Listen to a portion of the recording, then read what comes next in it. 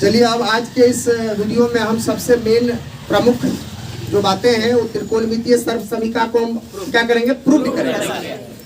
क्योंकि हमने इससे पिछले वीडियो में आपको फॉर्मूला को डायरेक्ट दे दिया, सर्वसमीका क्या चाहिए वो समझा दिया, आपको बोल दिए कि प्रूव कर पे चेक करना, प्रूव नहीं चेक करो। देखिए हर एक इक्वेशन का दो व्यवस्था होता है, एक होता है चेक करना और एक होता है कि आया कहां से, इसको प्रूव करना। जांच करना में और सिद्ध करना में दोनों में अंतर होता है। जांच करने वाली बातें पॉजिटिव और नेगेटिव दोनों आ सकती है, समझ रहे हैं, माने इक्वल आ भी सकती है, इज नॉट इक्वल टू भी आ सकती है।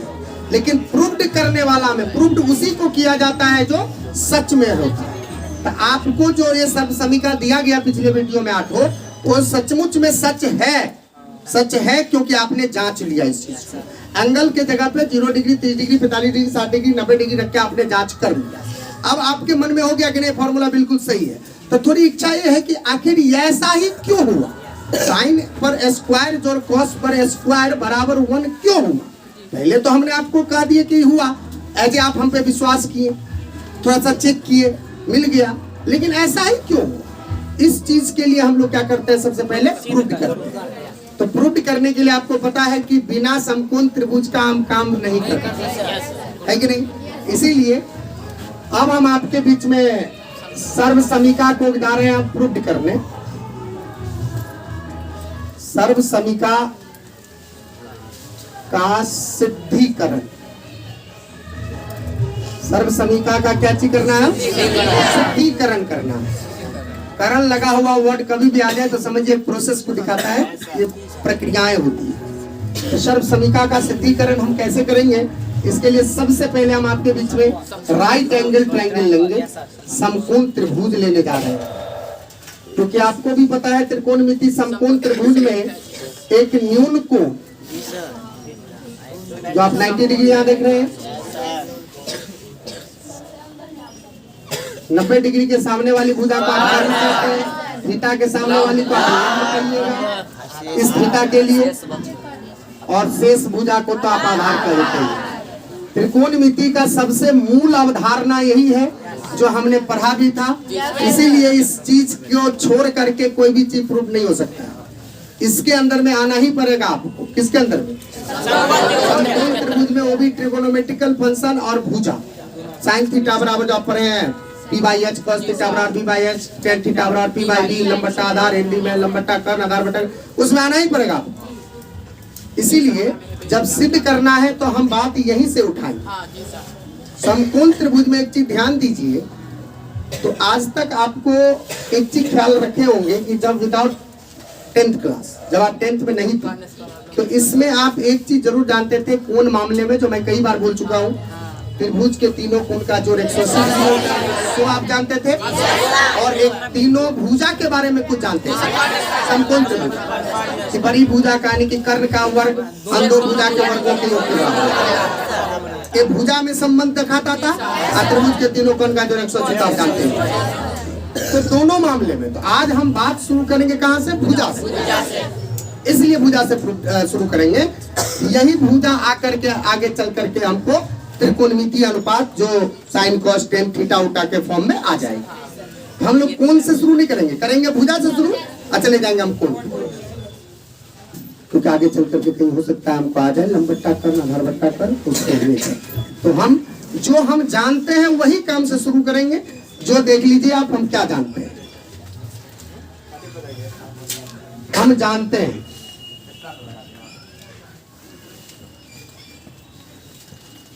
समकोण त्रिभुज में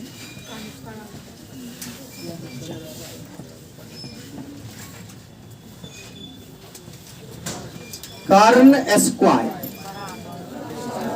बराबर लंब स्क्वायर।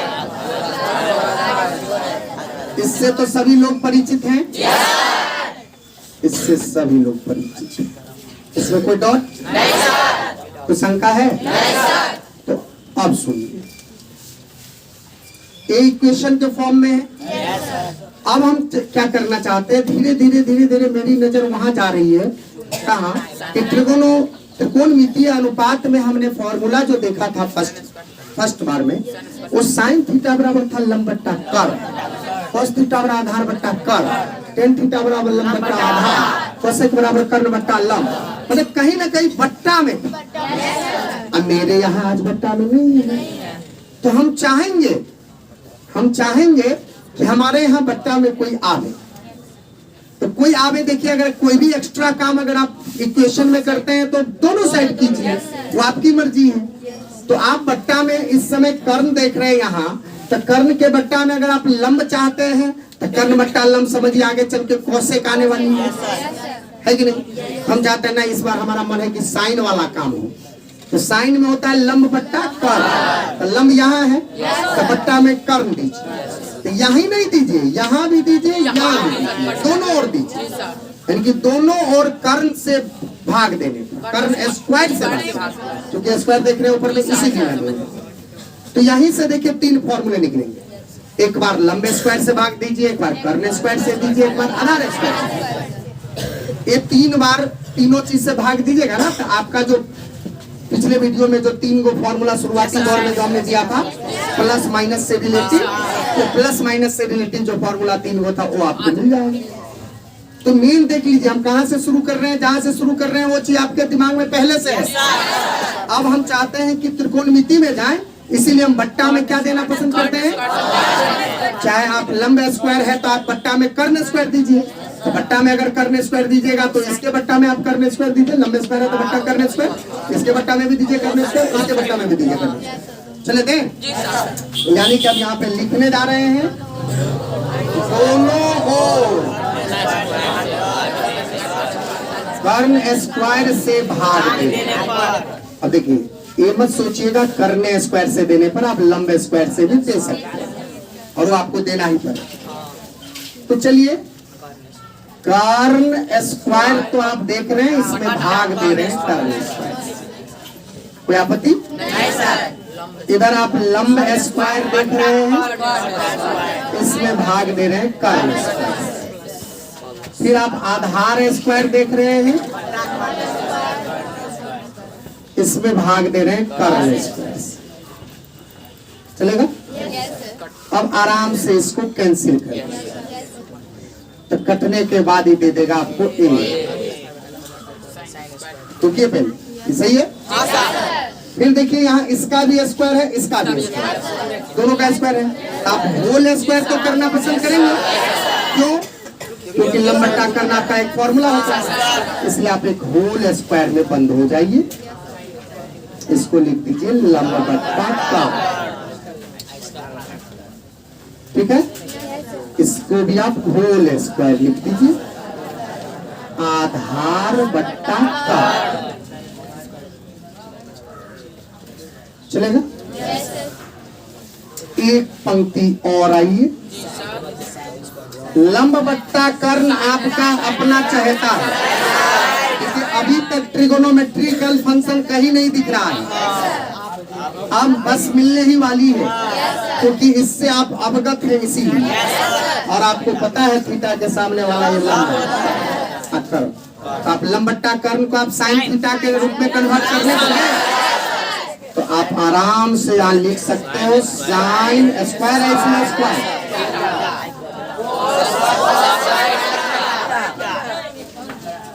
यही आपका अपना फॉर्मूला है। 1 बराबर साइन स्क्वायर थीटा जोड़ cos square theta, sine square theta जोड़ cos square theta equal to 1। तो थीटा के किसी भी मान के लिए ध्यान रखिएगा, ये नहीं कि थीटा के किसी भी मान के लिए साइन स्क्वायर थीटा जोड़ कॉस स्क्वायर थीटा बराबर होगा, मतलब साइन स्क्वायर 30 डिग्री जोड़ कॉस स्क्वायर 30 डिग्री बराबर होगा। तब ना पिछले चैप्टर जो आप पढ़ रहे थे कोटि पूरक वाला चैप्टर, तो sine square 53 degree cos square 53 degree रहता था, रोमन देखो, मतलब थीटा के किसी भी मान के लिए, क्योंकि ये सर्वसमीका है, और सर्वसमीका आप बता दिए क्या है कि थीटा के किसी भी मान के लिए जो क्या हो संतुष्ट कर दे, हाँ, उसको हम लोग क्या कहते हैं सर्वसमीका। तो अभी आपने देखो कर्ण स्क्वायर से भाग देकर कैसे किए हैं, हाँ, इसी प्रकार से आप लंबे स्क्वायर से भाग देके और आधार स्क्वायर से भाग देके आप खुद भी कर सकते हैं, कि मुझे करने की जरूरत है, हाँ, इसलिए हम चाहेंगे कि आप इसी के आधार पे यहीं से पुनः शुरू करेंगे। ये पहला नंबर हो गया आपका है, फिर ऐसे ही दूसरा नंबर देके शुरू यही से करना है, कर्ण स्क्वायर से भाग नहीं देना है, आधार स्क्वायर से दे दीजिए, अगर आपको जो भी फॉर्मूला आधार स्क्वायर से एक बार दीजिए, और ये आप क्या चीज से दिए, कर्म से, तो एक बार लंबे स्क्वायर से दे दीजिए एक बार आधार स्क्वायर, फिर एक और फॉर्मूला ले लीजिए। तो इसमें जो फॉर्मूले निकल रहे हैं देख लीजिए, प्लस में बीच में निकले हैं, वैसे उसमें आपसे माइनस वाला निकलेगा, यानी कि प्लस माइनस से रिलेटेड जो फॉर्मूला होगा उसी में आप ऐसा कीजिए। फिर आपको एक मल्टीप्लाई वाला वीडियो, हाँ उसका आप अगले वीडियो में देंगे, है ना, तत्काल आप लोग इसको देख लेंगे।